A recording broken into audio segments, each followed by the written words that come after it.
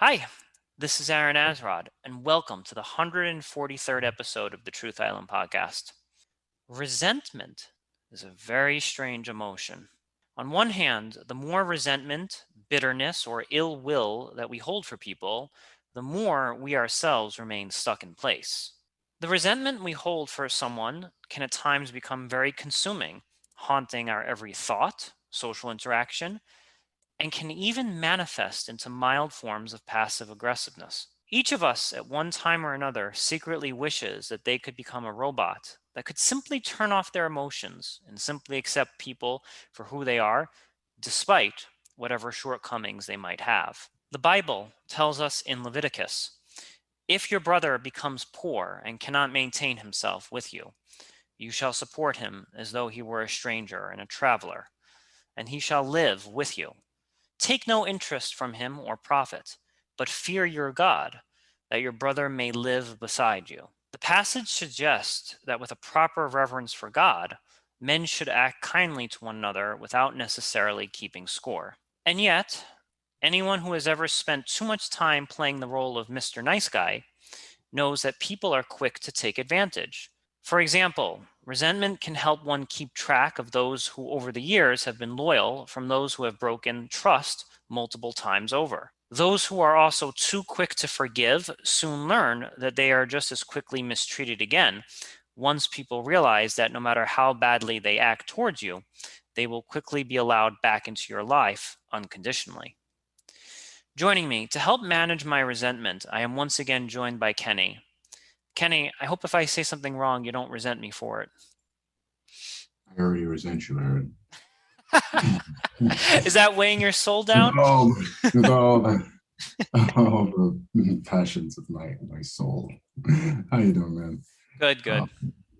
no, I think it's very hard. Resentment is a very difficult thing to deal with. There are those who think that they're justified in their resentments, and in fact, they enjoy the resentments because the resentments is, it's something to feel, and they think it informs them about the situation, about how wrong they've been treated.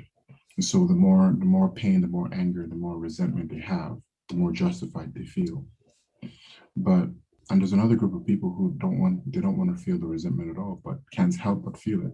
But what these two people have in common is that the resentment still is felt, in the sense of it's the weight of the resentment is felt, and nobody likes that weight. It's very painful, it's very heavy, and you find that it's more destructive to you than it is to the person, to the person you resent. um, Yeah, so I definitely find myself in the second category that you talked about, whereas I don't want to feel the resentment. Like I want to believe that I can achieve this like superior status of like, oh, someone slaps me across the face and I just turn the other cheek kind of mentality. But I realize that a lot of that philosophy is actually grounded in some kind of really highly egocentric behavior, right? That you are above emotions, that you are above being resentful, above being upset, So like I was telling you before we began this podcast, I'm really at odds here because on one hand, I do read the Bible, I read philosophy, and I know the destructive elements of resentment. I know that it really can rot the soul at the core because it manifests like especially when you don't confront somebody with their resentment. It just kind of turns into like talking behind their back. It turns into hearsay. It talks about like just thoughts. Like it's almost as if you start hating somebody and you don't even know why that is at some point, right? You've already forgotten the original transgression and in why you don't like this person, but that the residue almost still lingers within your mind and kind of makes your mind extremely toxic. Again, resentment, if swallowed completely, can be damaging. I just don't know if it's possible to transcend it. well, resentment is basically, when we're talking about resentments, we're talking about to have a certain kind of negative emotion towards a person, and it's usually a very disgusting or bitter. So usually resentment is often, put together with bitter, so bitterness and resentment. So resentment. So you have this very bitter, unhappy, unkind emotion that really, it's almost a very, stingy and spiteful feeling towards people or persons. Now, this could be something because of something they've done, or simply because you're just a very, very bitter and resentful person. But now, the question of whether one can overcome resentments is a very difficult one because I think the answer is yes, but I think the just because the answer is yes doesn't mean the answer is simple. No, should I say easy? It is simple. It's just not easy. It's interesting that human beings, when we are hurt, when we're shoved, pushed, and um, back into a corner, what we want to do, or what we do actually almost instinctively, is to fight back and scratch in one way or the other. And resentment is kind of our way of fighting back, is our way of defending ourselves and crying out against the injustice that's been done to us, at least even if it's just a perceived injustice. Because today our world is very resentment happy. It's like the more people you resent, the more social justice warrior you are. And the funny thing about justice is that justice ought to bear no resentment whatsoever. Because in bearing resentments, justice has been perverted. You're no longer making a judgment out. You're not making a judgment because something is right or wrong. You're making a judgment because you feel wronged. And because you feel wronged, it's possible that you will be willing to dish out twice as much punishment than is deserved because you've taken the action to be a personal offense. I 100, I hear you on that, and that makes a lot of sense. But to kind of provide a bit of a counterpoint, let's just assume for a second, like one of the phrases that comes up a lot: two kids are getting in a fight or something. The father or the mother or the teacher might say, "Take the high ground. Take the high ground. Be above it. Ignore it."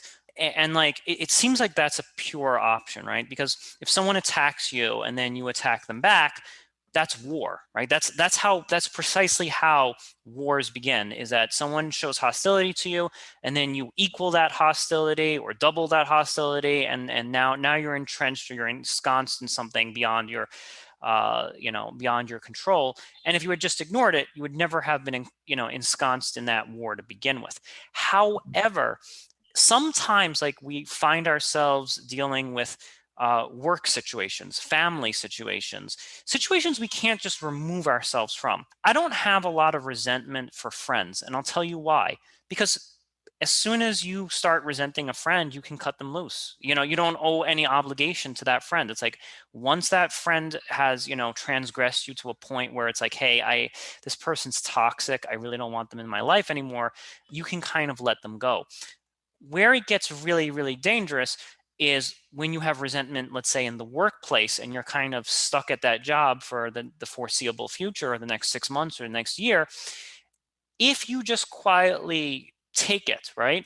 How do you prevent it from eating you from the inside? Maybe you won't be ensconced in a war with someone else at work, but now you're seeing this person every single day. You're dealing with this person who's taking advantage of you, speaking to you in a very disrespectful manner. How do you continue interacting with these people and not allow it to rot your soul every single day or allow you to eat you up inside? I've never, I've tried that road. I've tried playing the high ground road. And like I said, people found me to be, one boss said, "Oh, you're fairly agreeable or whatever," but I hated myself. So like on the outside, it looked like this guy was super cool, super monk, and super like in control of it. But inside, I was like, I'm really starting to hate these people. And I think that's a very dangerous place to be mentally, where you're sucking it all in, and then you're internally, you're becoming an inferno. Yeah, no, it's a very dangerous place to be. It's a very difficult place to be, and I understand what you're talking about. That place where you begin to despise the people. Eventually, the resentment becomes hatred, pure, unbridled hatred. That's just a natural progression of the thing. Yes. Now, Is it possible for people not to feel resentment? I believe it's possible, but I think that comes with time. That comes with I believe with practice and with understanding.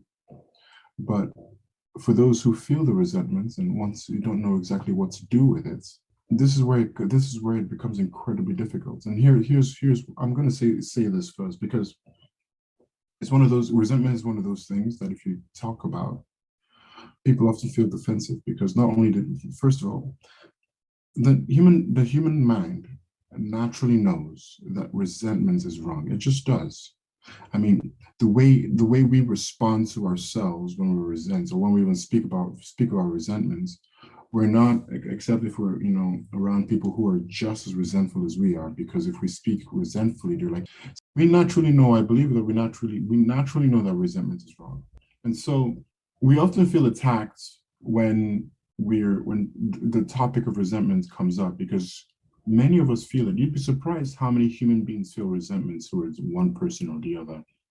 And you'd be surprised among those numbers how many people feel justified in their resentments. And here's the interesting thing about feeling justified in your resentments: it doesn't matter. You're the one who is carrying about this boulder on your head, this huge boulder on your head, on your heart. You feel it. It's painful. You think about the person and you wince. You have a physical response to that, to the person's face. If that's not a heart attack waiting to happen, I don't know what is. And so we feel these things, though we still feel very justified, and it's almost like we want to defend our resentments and hold on to our resentments. Mm. And the interesting thing is that it's hurting us. It's killing us. I want people to know that, first of all, it's not something you like. We're not looking for resentment. We're looking for is justice. We're looking for is, you've been wronged. Hopefully, some people haven't really been wronged. They're just resentful people. And for those guys, you gotta Yeah. spit it out, because you're not helping anybody. You're certainly not helping yourself. You think it's often they think it's super cool to be resentful. Like the tough is tough mama.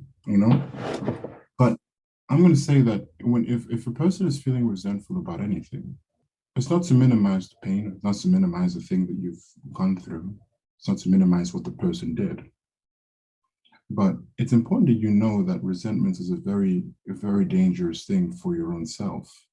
It's a very, and for those who understand that, if you understand if you have a certain understanding of because everybody has a different understanding of how they believe the soul works, because since it's not something we can, how you say, measure and confirm by experiments. We all have to say, okay, if I do believe that I'm a shaping being, whether my mind, however you want to put it, my mind or soul, how it works, we all have our theories to it. At least not all, some of us do. But we find that there's certain emotions that we feel that bring us down and crush us, while others encourage us and lighten us up. I like the idea of the gift of Jove, to be a totally jovial person, not a trivial person, jovial person who is constantly enjoying the small things of life and is incredibly happy, whose natural response to difficulties is jokes and enjoyments. There's no need to carry a chip on your shoulder. If you understand how the soul works, you would know that there's a certain progression from, we mentioned it earlier, from resentment to hatred that begins to creep into the mind. And here's the thing, it doesn't stop with the person, the target. It doesn't stop with the intended target. Resentment is a nuclear bomb. It doesn't care about the one person you're trying to take care of. No, it's going to kill that person for sure, but it's also going to kill you and everybody else around you. There is no way in hell that your resentment is not going to carry on to your kids. It's not possible. Let me tell you that right now. It's not going to carry on to your spouse, your husband, or your wife. It's not possible. Your coworkers, your neighbors. It's not possible. Your parents. It's not possible. It's just not possible, because it's like we often think that there are only they're only physical, viruses. But if resentment kind of operates like that, when you look at Hayao Miyazaki's Nausicaa Valley of the Wind, there's this virus in the air that kind of turns these creatures into, actually, not just Nausicaa, you have the same thing in Princess Mononoke, but I don't think in that case it's not a virus. It was just, it was some spiritual elements of what was going on at the time. But there's this depiction of these black oozing goozing. It's like Venom from Marvel. Everybody knows Venom. Yeah, Spider-Man. Venom is kind of like that. It's venom. It's so small when you see it, but when you touch it, it takes over in such a big way. My point is simply that it doesn't end with the person you're dealing with. It ends with your parents. It ends with your kids. It ends with the people you care about and love, and you end up hurting them, and you end up hating them just as much, especially if they in any way, shape, or form resemble the initial target of your resentment. So it's like, the kid who, the example of the kid who says something not even accidentally, just says a very natural, normal thing that anybody or any other kid would say. And it reminds you of your father who did something horrible to you. And your first response to that is to hit your kid. For what? What did he say? He didn't say anything wrong. He just reminded you of someone horrible. Yeah, that happens a lot. You see somebody and they remind you of someone from your past, and now you instinctively hate them as well. Yep. No, you're 100% right. So I 100% agree with you that I definitely feel guilty over resentment. I agree with you that and you're right. Resentment and the soul just do not go hand in hand with one another. 100% agree. 100% agree that when you do feel resentful, you feel guilty. Now, I'm wondering what exactly do we do with that resentment, though? So that this is my thing, because I see it as if it's a fire, and there's got to be some type of extinguisher that we can use to get rid of it. And is the extinguisher immense prayer, or just immense like overcoming it mentally or internally, or is there like a confrontation of sorts that needs to happen in order to overcome that resentment? Because that's where I get confused. Okay, I think there are different ways to go about it. The first thing is, there are people who just need to go talk to that person and tell them the truth. Say, listen, and here's the thing: don't go blaming, saying this is what you did to me, this is how I feel, this is the injustice you've done to me. Bruv, calm the hell down. The world doesn't revolve around you. You're a small being in a very, very big universe. And it only takes, I don't know, slipping on a banana peel to crack your neck on a porcelain bowl, and you drown yourself. I mean, we live incredibly obscurely, and we die incredibly pathetically. There is nobody on earth who will die and it's not going to be a pathetic. All death is pathetic. You know what's funny is that how fragile we are as humans used to scare me quite a great deal, but then you start taking comfort in the absurdity of all of it. Yeah. Can you imagine? It's like how important am I if a banana peel could do me in, right? Like, don't take yourself too seriously. Yeah. Not just that, even a splinter could do you well. Yes. A splinter could do you. You get cut in the wrong place at the wrong time, you're dead. You know what's funny? I thought I had a splinter a few days ago, and it's just crazy. It's like this little tiny piece of wood in my finger that could do me in. It's crazy. Yeah. I love it so much. We think we're so wonderful human beings. Don't get me wrong. I think that human beings, it's one of those things that human beings are pretty cool. And I think we accomplish quite a bit, but we're so full of ourselves sometimes that it's just too much. To know that we do pretty well is fine, but to think ourselves more highly than we ought to think is not fine.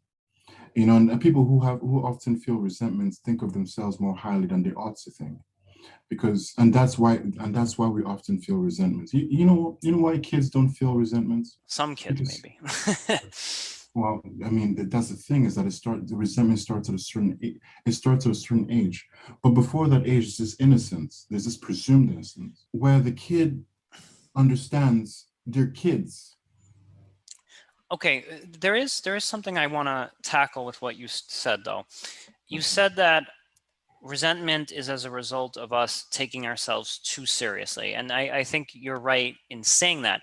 Paradoxically, however, if you don't take yourself seriously enough, then you develop extremely low self-esteem and you become a carpet for people to walk on. And we all know these people. We know these people are like, I'm sorry, did I get the wrong coffee? Or I apologize, I won't do that again. Are you, like if you ever worked in an office, there's always this one gal who will be like, I'm so sorry. Did I do something to upset you? And there is something that's also highly toxic about that behavior as well, because that girl in the office who's like, I'm sorry, did I upset you? I apologize. I'll stay late. I'll fix that mistake or whatever. There's something in that as well, though, that I find to also be highly toxic and damaging to the soul, because that person doesn't have any worth in who they are, or any worth that someone loves them, or that their life is of any consequence. And I think that can also be very dangerous, and I think it can lead someone to develop a lot of self-loathing tendencies. Well, here's the thing. The first thing is no, that person is not a good example of not taking oneself too seriously. That actually is a great example of taking oneself way too seriously. Because human beings, we manifest our conceits are expressed in very different ways. For those, and often depends on our personalities, our nurture, our nature, and our nurture, right? So it's the person who is very aggressive will express their self-importance in a very aggressive way. It's just simple, and those ones were very easy to spot because hey, who do you think you are? He's like, no, and he's just being an a-hole and disturbing everybody's life. While the person who is very passive and thinks himself highly important will do the same thing in a very passive way. So the whole idea that she's apologizing or moving, meandering through the office very carefully and so forth, and apologizing for things that hasn't really happened is like an example that she thinks herself important. It's like she thinks that she's so aware of her presence and thinks her presence is not how you say, not a gift, but an inconvenience. But it's the same self-focus. It's the same focus on the self that is always calling attention to the self from others. So you're talking with your buddies and you hear, I'm sorry, behind you, like, I don't know the hell, I didn't know you were there. Why are you apologizing? It's the same, it comes from the exact same place. It's just expressed in different ways. Now, a person who doesn't take themselves too seriously is not a coward, and is certainly not a bully. It's simply a person who understands their place in the cosmic, in this cosmic dance. They are people who are convinced, and I mean convinced, that a banana peel could in fact do them in, and by that they're humbled. It's about knowing that one is not as great as one would like to believe he is. We're not. We live about what, 70, 50, 60, 70, maybe 90 years. And then it's not like we live and and retain our strength, but our strength begins to diminish. Before we are 80 years old, some of us can't even use the restroom without the help of others. Okay, You know what I mean? this is a really good boundary line, and I love the friction we're hitting upon here.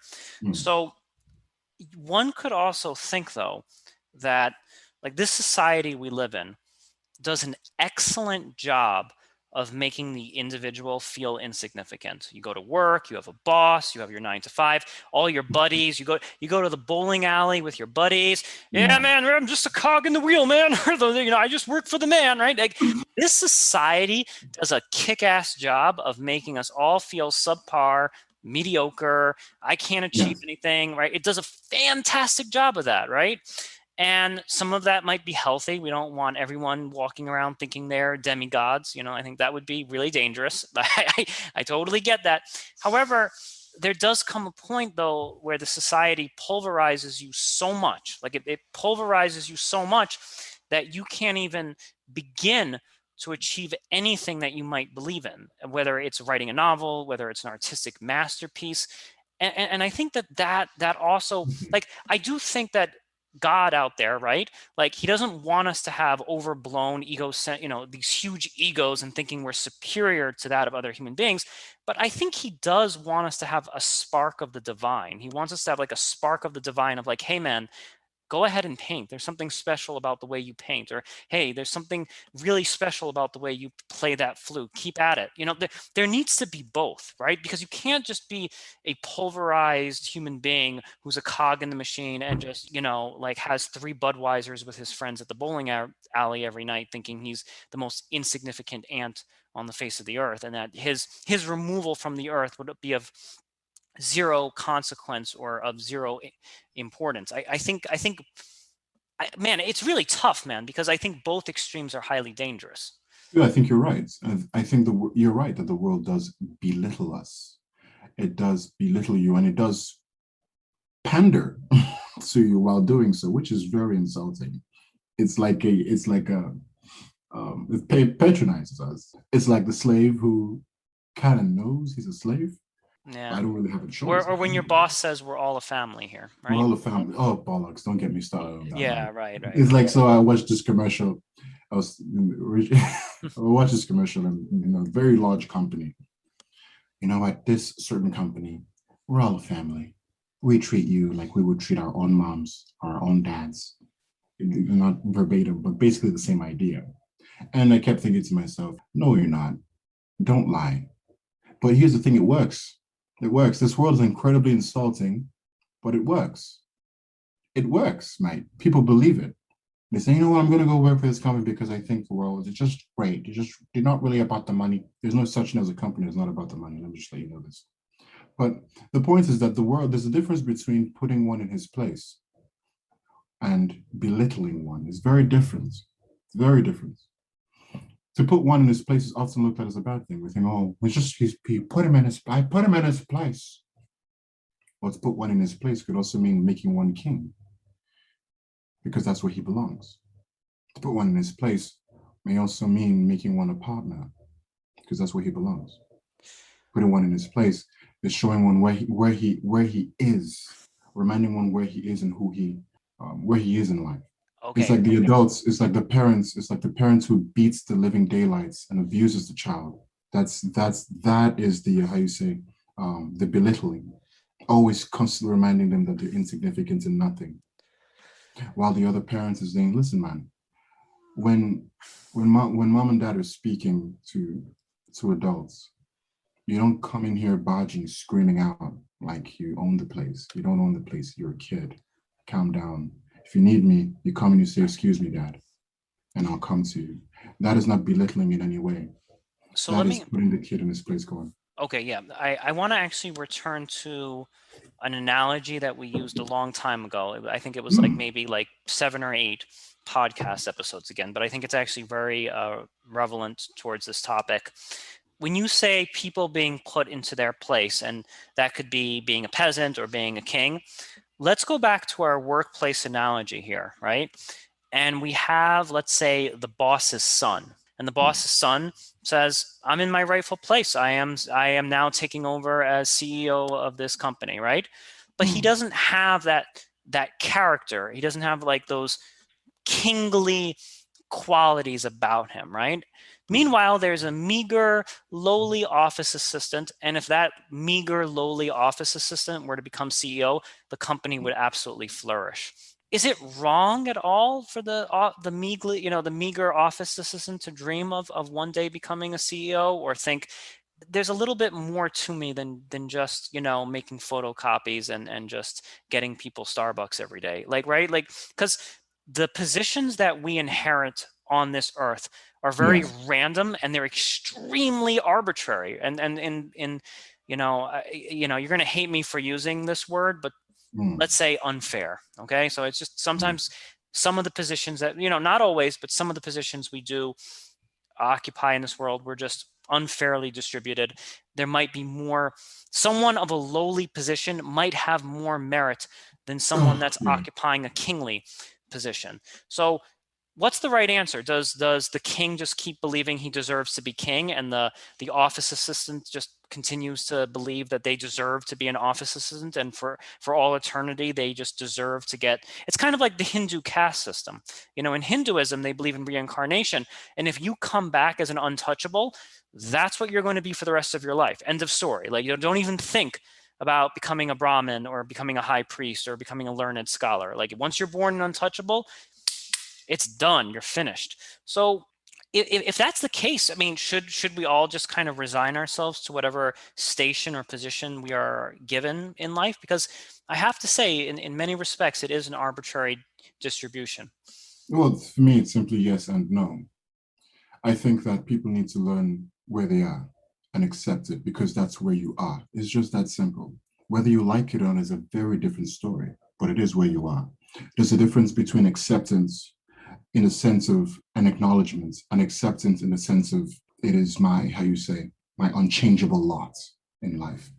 So the acknowledgement of where you are is important, because it's where you are. There's no pretense about it. Now, if you want to change where you are and you have the capacity to do so, please do. There's nothing wrong with that. If a man is, finds himself a clerk in a company and he doesn't want to be a clerk anymore, and he says, I want to make more money. And he can do that if there's an exam he can take, if there's someone he can talk to, something he can do, and he wants to change his lot. Of course he should change his lot. But the accepting of one's lot, the accepting of the initial place, this is where I am, this is who I am, this is where I am, this is as far as I've climbed, is a very important thing. So one thing that I've discovered, though, is that I think that in that process of changing your lot in life, you have to take less shit from people. Okay, so let's just say that you're a lowly like just think about that for a moment, because let's say you're a lowly office assistant that everyone takes advantage of.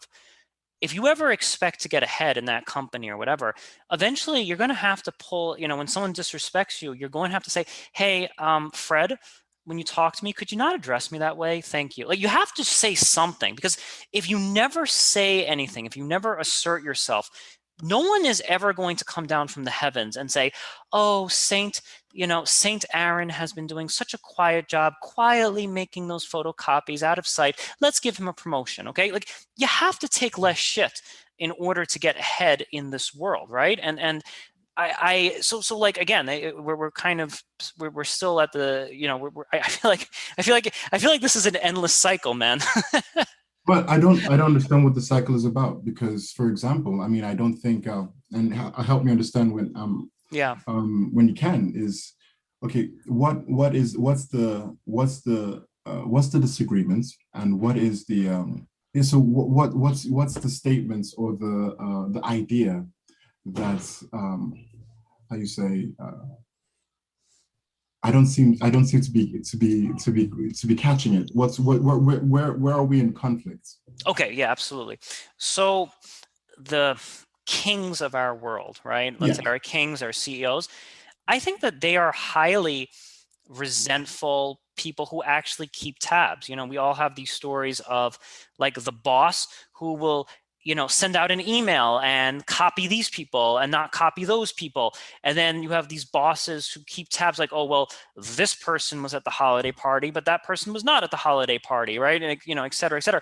There's a certain level of aggressiveness, resentment, and some other dark forces. Okay, let's just call this dark forces that allow that king to become a king, right? Because you can't be a weak king. You can't be a soft king. If you're a soft king, it's only a matter of time before someone chops off your head and they're done with you, right? Like soft kings just don't survive in our reality. That's just the way that it is. So in order to kind of get ahead and to obtain like more power or something, you have to start being like, well, I did this for you, why don't you do that for me? Like the people who do rise in our world, like in politics, for example, are really, really, really good at calling in favors and being like, hey, You know how I helped you sponsor that bill last month? Well, now I need you to return that favor, right? Like, and this is how people climb in politics. It's ugly, Okay. it's messy, and it's dark.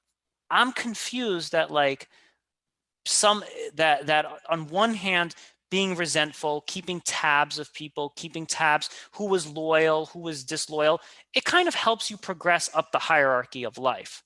But then on the other hand, it makes you a shittier person. That's exactly where I'm confused. I see what you're saying. No, that's, I mean, that's not confusing in any way whatsoever. I think that makes sense. So we find that in this world, so is that, if that's the case, I don't think we're in conflict. I think I agree with you. So the We're thing never in is, conflict, by the way.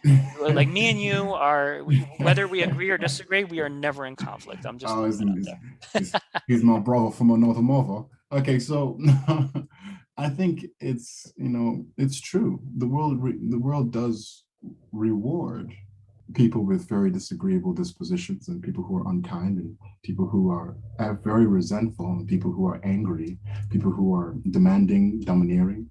It does reward those things often, not all the time, not all the time, but often. That's most often the case. All right. The big question is, well, does that mean that all these things? I mean, I hope, I don't know. Let's see. Does that mean that all these things are, are they helpful? In some ways, yes, they are. Absolutely. But are they helpful in the long run? No, they're not. Are they helpful in another way? I don't think they are at all. I think it's kind of like steroids. You take it, you play one good game, that's great. But then, your muscles begin to atrophy over time. The point is simply that it's going to be, it's the way the world operates. It simply is. The world is a very dark and unkind place, an unforgiving place. And this is why philosophy is, at least I think there's a dark philosophy, but I also think there's good philosophy, like anything else. And I think that the job of philosophy is to find out the truth. But often people are so unkind and resentful and so bitter that they pervert philosophy to find, things that are best suited for them. And they don't really care about hurting other people and so forth, and the like. So I think that this is where philosophy at its best, and religion at its best, does come into points, shine a certain kind of light in this dark and cruel world. Because we instinctively know that kindness is better than wickedness. We know that. We know that there's something inspiring when we hear about the person who is willing to take out the last bits of cash or the last bits of food and share it with somebody, even though it makes no sense in the worldly sense to do that, because it's food. If you have more food for yourself, you will survive. But when it comes to philosophy, when it comes to religion, it becomes a matter of, there's a certain truth that's been found out. It's like a deeper truth. It's like a secret truth that doesn't make much, how you say, survival sense or worldly sense, and says, listen, you have that piece of bread, break it into half, break it into two pieces, take one and give the friend the other one and eat it together. That is, so philosophy, religion, and the like are little lights in this world. And I don't want to get too metaphysical, because like I've mentioned before, there's certain things that if you say them out loud, you're simply a man running out in the streets naked. And of course, people aren't going to take you seriously because you've exposed yourself a bit too much. So I think that there's the place, and this is why this is the only cure for resentment. Should I say this is where the cure for resentment comes in. I think there's a place in philosophy, there's a place in religion, there's a place in light and goodness. The world isn't, let me let you know this right now, the world isn't a very good place. It's a very dark place. People often betray one another. People Yes. often lie to one another. People often hurt and kill one another, rape one another. People always want to use one another to get ahead of the other. People don't have the natural instinct of love and kindness. It's just not who we are.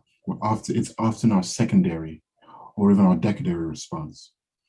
I said not decadary, sorry, tertiary response, decadary, tertiary response. Which is a whole nother, I think discussing, the nature of humans is a whole nother episode. But yes, we it's funny because with all our material comforts, I actually do feel we're in a very dark place. So you're absolutely correct. Yes. And so, and I won't say this to everybody. I think if you're resentful and you like your resentments, by all means keep it. I'm not here to take away your treasures. But if you're resentful and you don't like it, well, the first thing you can do might is already that, to not like it. Not liking the resentment is a pretty big place. It's a pretty brilliant place to be. All right. What you're saying is this thing is not good. I don't want it to be a part of me because I'm different. At least I want to be different, you know? So that's a pretty good place for the human heart to be. Even if you're still in the muck, at least you recognize it's muck. If you're sitting in the shit and you say, well, this shit's pretty comfortable, oh, you're basically jacked, you know.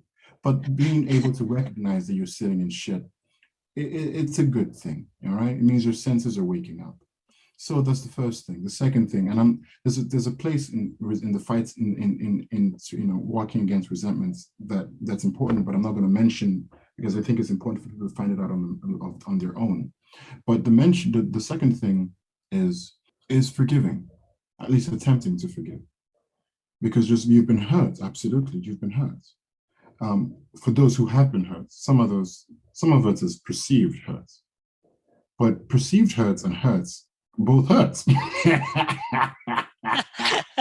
It's like real pain and psychosomatic pain. They both hurt. Yeah, Like, they it's both so they both hurt. painful. One is physically derived, the other is mentally derived, but they Yeah, still seem real to the it still recipient. Yeah. feel real to the person. So I think it's good that you forgive the person. If it's a real offense, forgive the real offense.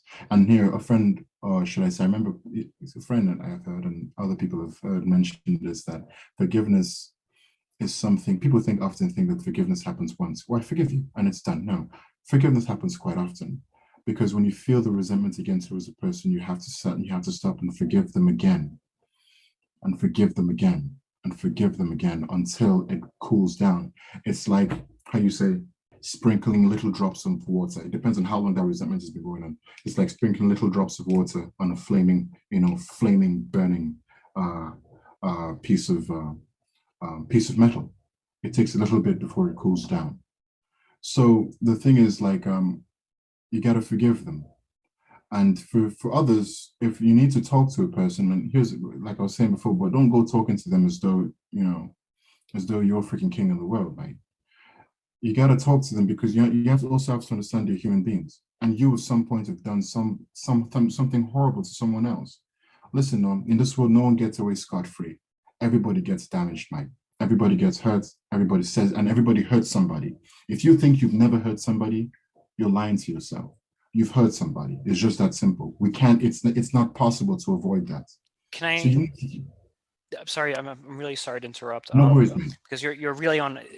The words coming out of your mouth are incredibly wise, and I feel sacrilegious even interrupting you, but I have to ask this question: can there be forgiveness with boundaries?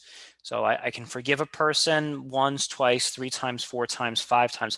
But then after a while, it's like, I know I'm 100% certain you are going to do this thing again. Therefore, I just need to set a boundary right now. So like, the words that you're saying are incredibly remarkable. And I don't want to undermine that in any such way. But with that forgiveness, is it appropriate to set some level of boundary just so that you're protecting yourself from being transgressed again? Well, this is just, I would say yes. I think it's perfectly fine, but I think it's the lesser good. I think it's like, I think it's the lesser good, but I think it's still good. But I think we still ought to mature to the place where we can handle anyone. Because there's a certain misconception that when you speak to a person, like the person who says, listen, Mike, don't address me like that, please. You think it's standing up for yourself and being tough. And often people think you need to be angry or resentful to gather or muster the courage to do that. But there's something else. You can be courageous without being angry. Actually, the better soldiers are those who are there because they're simply courageous. They're the kind of soldiers who, in a blink of an eye, kill the enemy. Absolutely, no wasting time. They're going to protect their comrades. But they're also the kind of soldiers who, in the blink of an eye, start handing out chocolates to the enemy after the war is done. Yes. You know what I mean? Which is amazing. That's beyond human. Like it's almost like those soldiers are becoming angels after the battlefield. It's interesting, and because the soldiers who are angry and hate the enemy would never do that. In fact, when they go home, they carry the hate with them into their home. And so Hatred is not where courage comes from at all. Hatred sometimes behaves courageous, but it isn't the same thing. And so resentment is not really what you need to be, how you say, a human being who stands up for oneself or stand. I don't really like that term, but I get the idea is the same. It's courage that you need, mate. Resentment and anger don't play a part in that, you know? Okay. Very, very last thing that I want to ask you before we close out here.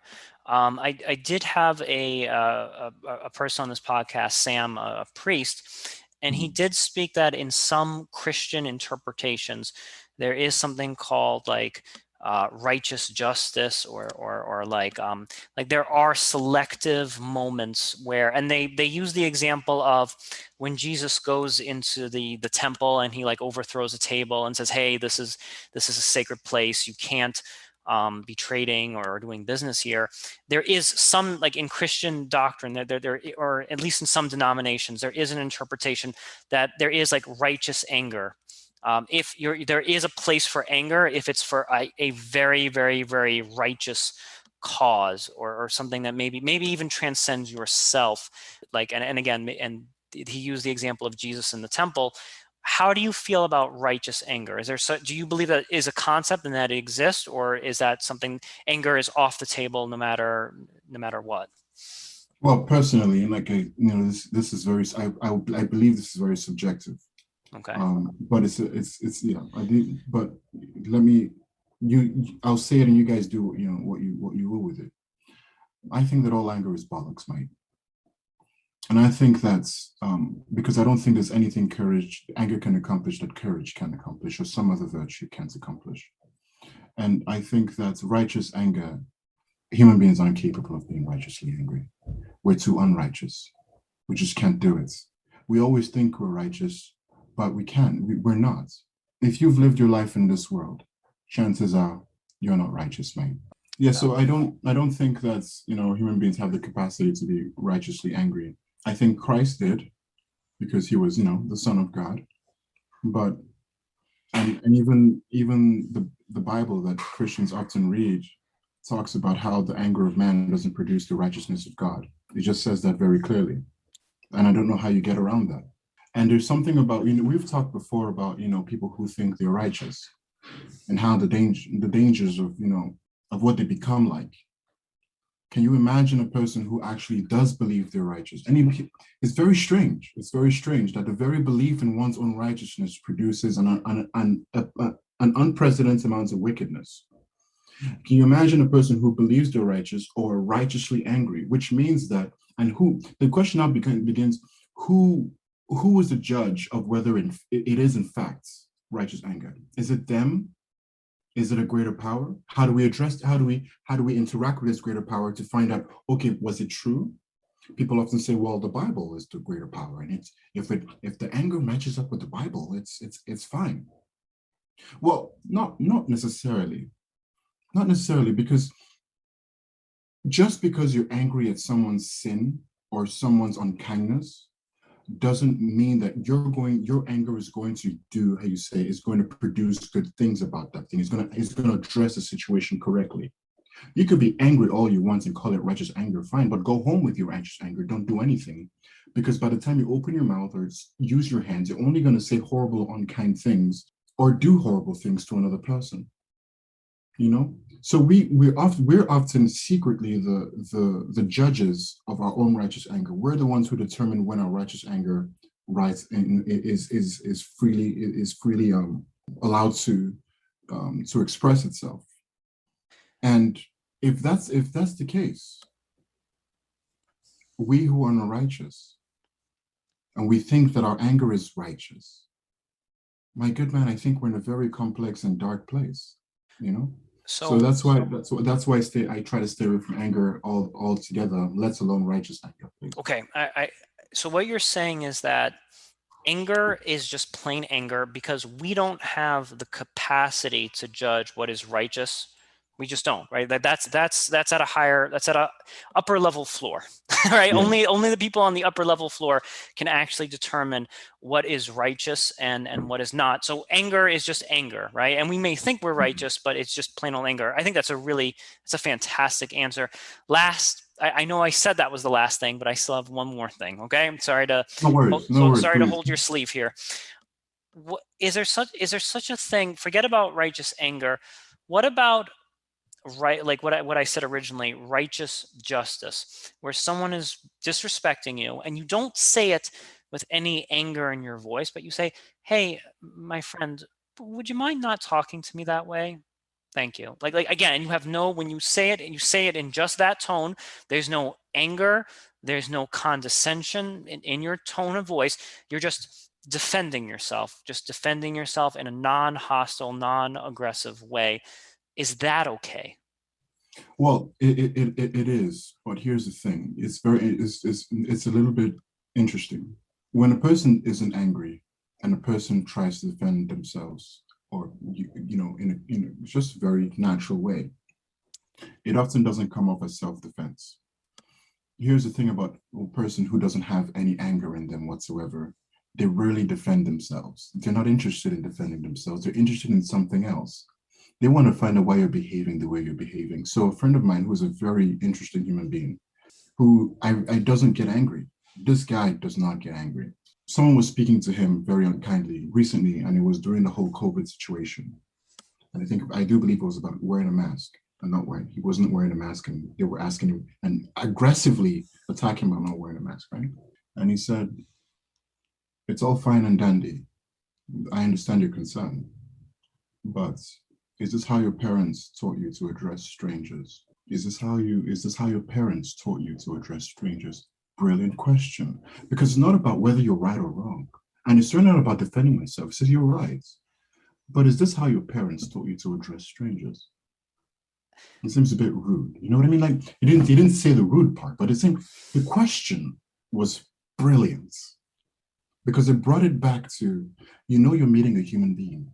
And you're forgetting the foundation of what it means to be human and addressing a human being about something, yes, we know you're passionate about, but what did you throw away? What did you throw away so quickly in order to please him? But hold on, just to play a little devil's advocate here, though, one could also argue that when someone like refuses to wear a mask, there's also a bit of righteousness in that in itself. Whereas if someone tells me to wear the mask and I just say, "I will do as you wish," okie dokie, yes sir, so there is an argument to be made that like even that is a form of like resistance in a way. It's some form of like righteousness in some way. Whereas the person who doesn't think that they are an authority whatsoever, they will just be like, "The Walmart man tells me to put on a mask. I will do as Walmart man tells me, and I will put on the mask. And then when I leave the Walmart, I will take the mask off." Yes, but here's the thing, though. First of all, I'm not gonna, sit here and defend. Yeah, no, it's a much larger issue. I get but it. no. So this store that they were in didn't require masks. Oh, It okay. was every individual to his own discretion. Got it. Okay. And so it was a person who had taken a personal offense about this specific person in this situation. And this guy that I'm referring to, he's not a very combative person in the sense, well, he actually is, but not in aggressive form. He's how you say, just a very thoughtful human being, in the sense of not thoughtful in the sense of, hey, he brings gifts to us. No, he's just thoughtful. He thinks about his actions. So let's just say he walked into that store not wearing a mask, he's the only person that would say, knows exactly why he did that. Mm-hmm. You know what I'm trying to say? But the idea that anger and that we feel so indignant, even about a person wearing a mask or a person not wearing a mask, that we feel so indignant about it. Do you know that there is nobody in this world who, or should I say, there's very few people in this world whose anger they don't deem in itself righteous. That's why you can rarely talk a person out of being angry. Mm-hmm. Is like, and the first thing they say is, "Didn't you hear what they said? Don't you know what they did?" Say, "I know what they did, man. I know what they said, but calm down. So it's um, so I think it's fine for people to address them to defend themselves. I think it's fine, and if you can do it without anger, all the more rights to you.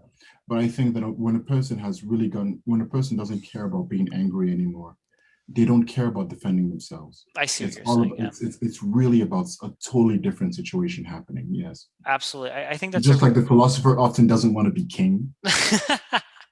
I think that's a really good place to end. I think for me at least personally, I will try and defend myself without anger. Like I'm that's the lower level, right? I'm gonna just move to like that level of defending myself without anger, and then maybe one day in the distant future, I'll be at a point where like, I don't even seek to defend myself anymore. But I doubt I'll ever get there. Kenny, thank you so much for being on the show. This has helped me quite a bit. Thank you.